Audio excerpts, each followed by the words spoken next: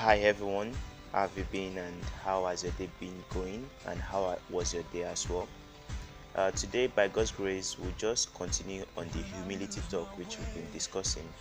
And if you remember, we discussed the fact that humility begins with the sense of us knowing that we are a creation by God, and also we understand that humility helps us to understand that if Christ was able to pass through persecution and some challenges, then we as his followers, we shouldn't expect much more better than that, but we should be willing to to face those which our master faced. We also learned that humility helps us not to boast our ego, but it helps us just to proclaim the truth. It helps us to stay under that submission of God be proclaimed, Christ alone proclaimed, and we not at the center stage of our life.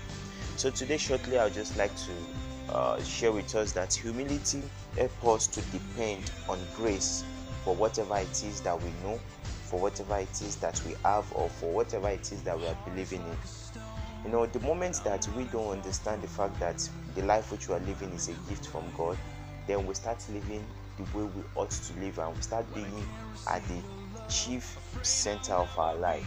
But the moment which we understand that yes, this life I'm living is a gift from God, the ability to achieve what I've achieved now is a grace from God, or the ability to swing my hands or to walk or to make or produce a speech out of my mouth is God's grace that is enabling me. So the moment which we understand this, it brings us to our knees and we understand that yes, this life I'm living, I have to live it for God, and only Christ should be proclaimed as a result of these days I'm spending on life. When we understand this, then we are moving towards being humble. Now, we all see that the Bible tells us that God exalts the humble and humiliates the proud. So we ought to understand this, that God can exalt us. I like what 1 Corinthians 4:7 says. What do you have that you did not receive? And if you did receive it, why do you boast as if you had not received it?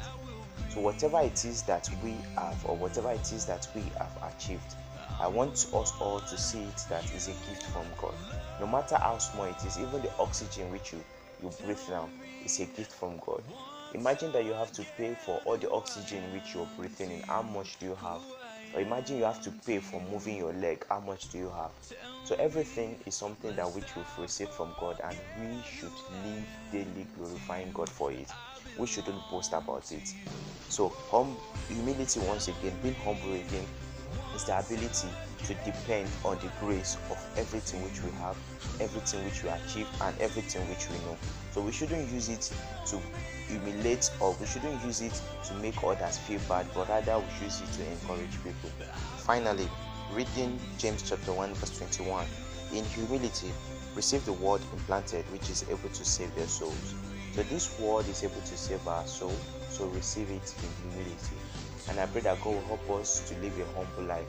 So God bless you and remain blessed.